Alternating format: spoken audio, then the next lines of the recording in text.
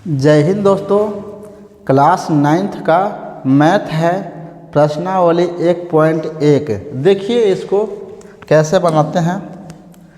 इसके पहले थ्योरी इसका लिखाया गया है। क्या शून्य एक परिमेय संख्या है? क्या इसे P/Q के रूप में लिख सकते हैं, जहाँ P और Q पूर्णांक है और Q = नॉट जीरो? तब कहेंगे यहाँ पर उत्तर में रह के हाँ शून्य एक परिमेय संख्या। हाँ शून्य एक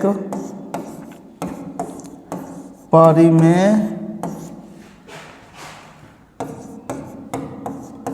संख्या है और इसे P/Q के रूप में लिख सकते हैं। जैसे मैंने कि देखिए, जैसे शून्य जीरो है तो 0/1 लिख सकते हैं। जैसे मैं देखिए समझने के लिए परिमेय संख्या शून्य, जैसे मैं देखिए परिमेय संख्या किसे कहते हैं ये आपको मालूम होना चाहिए। परिमेय संख्या उसे कहते हैं जिसे P/Q के, जिसे परिमेय संख्या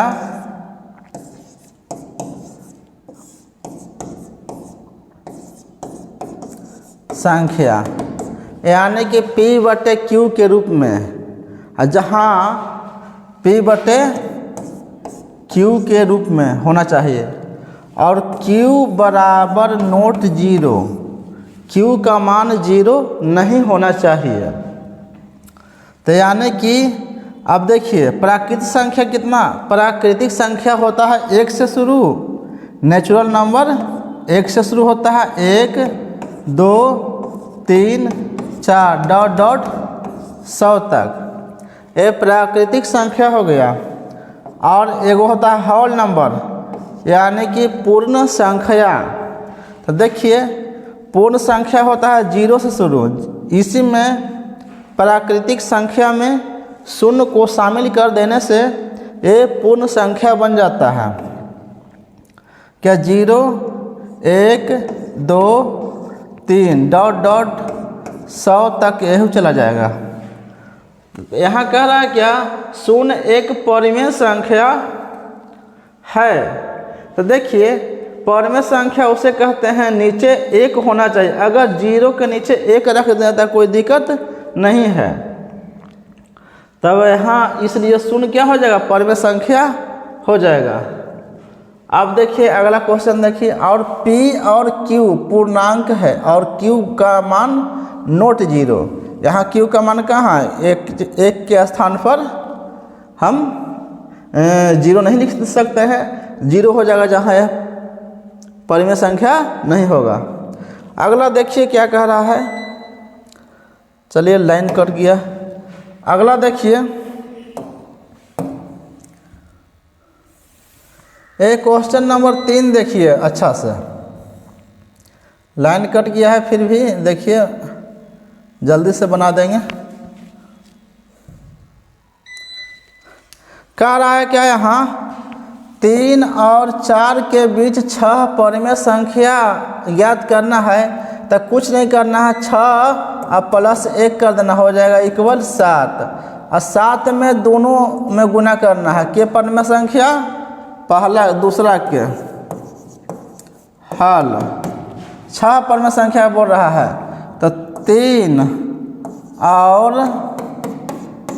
बीच मतलब, और यह बीच कर देना, बीच कितना 4 के बीच कह रहा है 4। तो यही 3 जो है ना, ये 6 + 1 = 7। ये 7 से दोनों में गुना करेंगे, 3 × 7 और 4 × 7। तो 7 × 21 और कितना हो गया, 7 × 4 = 28। तब देखिए लिखिए 21 हो गया ना, 21 के बाद क्या आता है? 22, 23, 24, 25, 26, 27, 28। ये हमारा ये हो गया। इसके 21 और 28 के बीच में क्या हो गया? 1 2 3 4 5 6। ये 6 तो पूछ रहा था, देखिए 6 पूछ रहा था, तो 1 2 3 4 5 और यहाँ 6। ये हो गया आंसर। क्वेश्चन नंबर 3 देखिए। क्वेश्चन नंबर 3, इसको हल ये भी यही है। क्या है? 3/5 और 4/5 के बीच 5 परमेय संख्या। क्या करेंगे? 5 में 1 जोड़ देना है। क्या? 5 + 1 = 6। और क्या करेंगे? अच्छा, यहाँ पर अगर यदि 5 रहता यहाँ कुछ और रहता, हर भिन्न रहता, तो पहले हर को आपको बराबर करना पड़ेगा। यहाँ तो खैर हर बराबर है, तो इसीलिए कुछ टेंशन नहीं लेना है। 5 में 1 ऐड कर देंगे, ऐड करके ऊपर नीचे दोनों में गुना कर देंगे, बन जाएगा।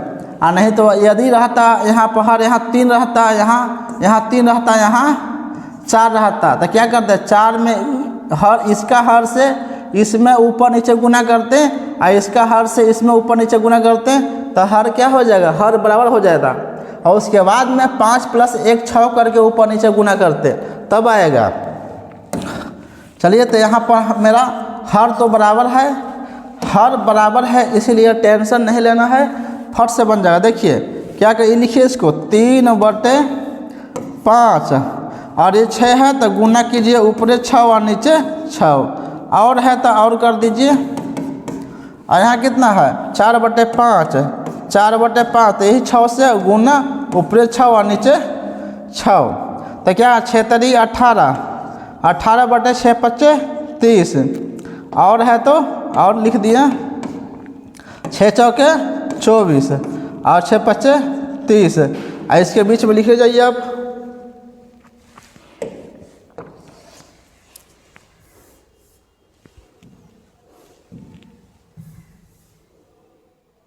चलिए यहाँ से लिख दीजिए सीधा 18/18 क्या है?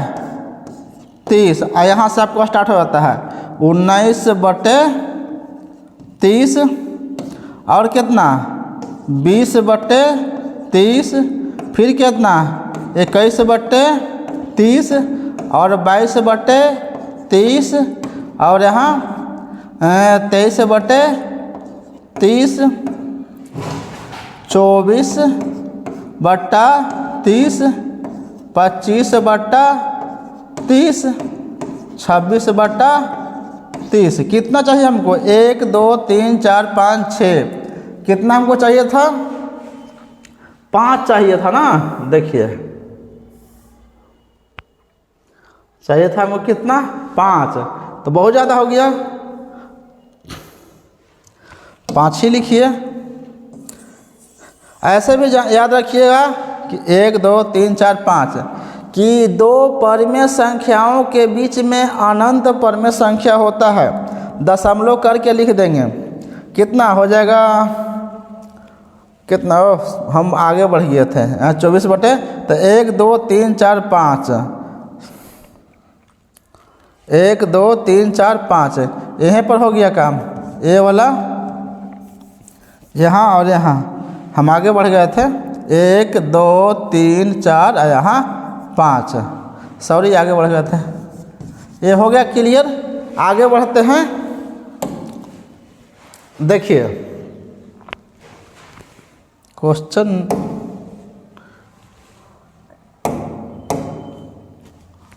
चार, हाँ 4 यहाँ पर है। देखिए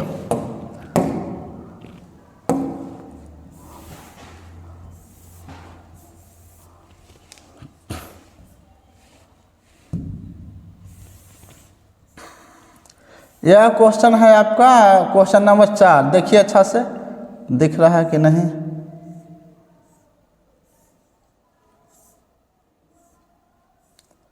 चलिए क्वेश्चन नंबर देखिए, नीचे दिए गए कथन सत्य है या असत्य? कारण के साथ अपने उत्तर दीजिए। तब प्रत्येक प्राकृतिक संख्या एक पूर्ण संख्या होती है। तो पहला को देखिए यहाँ पर फर्स्ट नंबर के दे रहे हैं प्राकृतिक संख्या। तो पहले आपको मालूम होना चाहिए नेचुरल नंबर। नेचुरल नंबर से शुरू होता है 1 2 3 डॉट डॉट 100 तक। और क्या है प्राकृतिक संख्या पूर्ण संख्या। कौन? यह है प्राकृतिक संख्या और पूर्ण संख्या। तो यहाँ होल नंबर यानी कि पूर्ण संख्या क्या हो जाएगा, इसी में प्राकृतिक संख्या में 0 शामिल हो जाएगा। तो ओनली 0 शामिल हो गया। 0 1 2 3 डॉट डॉट 100 तक चलेगा ये। अब देखिए कला प्रत्येक प्राकृतिक संख्या, जो प्राकृतिक संख्या है कि टोटल परिवार क्या पूर्ण संख्या ही है। तो प्राकृतिक संख्या शुरू हुआ है 1 से और इसमें हुआ है शुरू 0 से। तो इसमें इसके प्राकृतिक संख्या के पास 0 नहीं है, इसमें 0 है। इसीलिए प्रत्येक प्राकृतिक संख्या जो है से एक पूर्ण संख्या नहीं होगा, इसलिए क्या हो जाएगा, यह असत्य है। अच्छा कारण दीजिए, लिख दीजिए यहाँ कारण में असत्य है। यह असत्य है लिख के कीजिएगा कारण, क्योंकि प्राकृतिक संख्या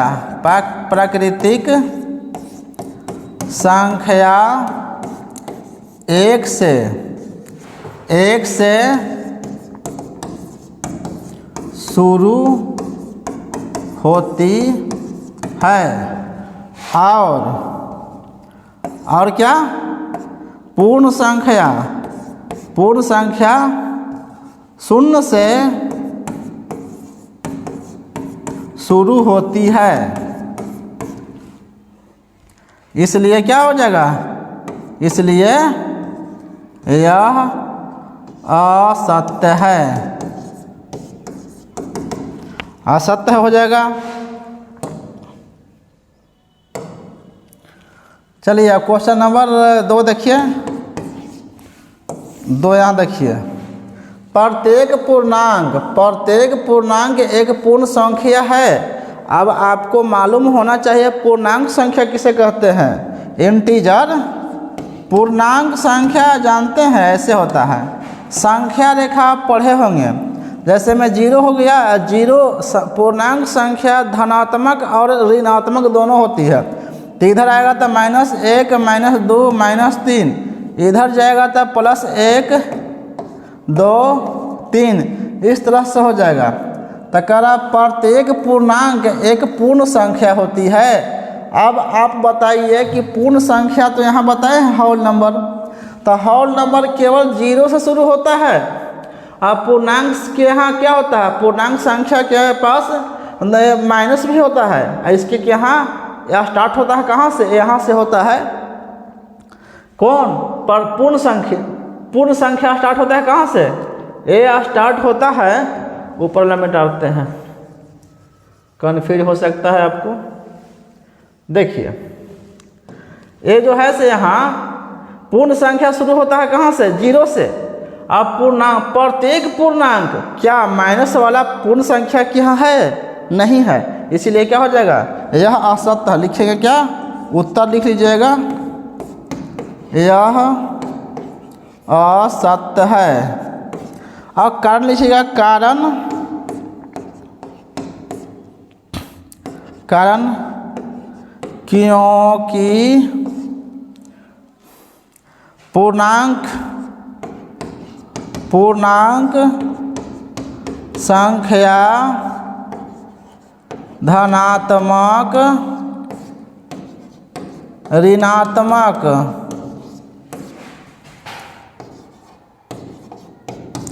दोनों होता है। पूर्णांक संख्या धनात्मक ऋणात्मक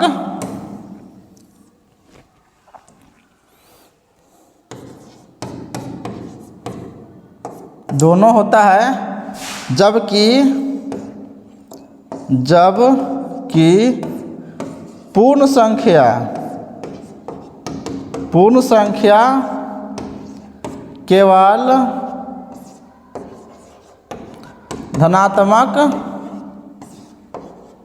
होती है। जैसे मैं आपको यहाँ समझा दिए हैं पूर्णांक संख्या किसे कहते हैं, देखिए ये वाला। अब देखिए क्या कर रहा लास्ट में है ये, प्रत्येक परिमेय संख्या एक पूर्ण संख्या होती है। प्रत्येक परिमेय संख्या एक, यहाँ देखिए क्वेश्चन 3 है, प्रत्येक परिमेय संख्या एक पूर्ण संख्या होती है। यानी कि प्रत्येक परिमेय संख्या पूर्ण संख्या कहाँ से होता है, जीरो से। अब परिमेय संख्या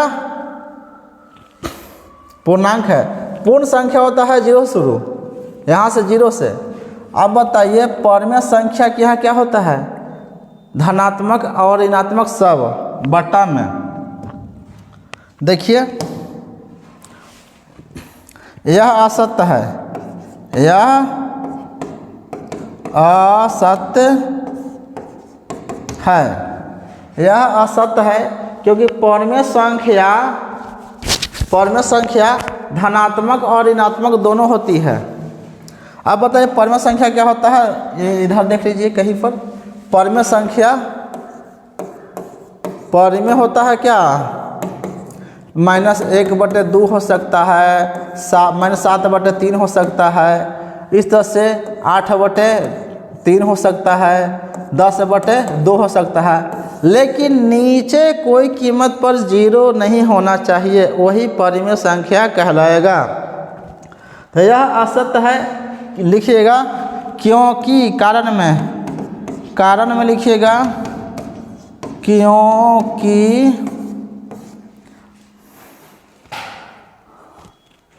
पूर्ण संख्या, क्योंकि परिमेय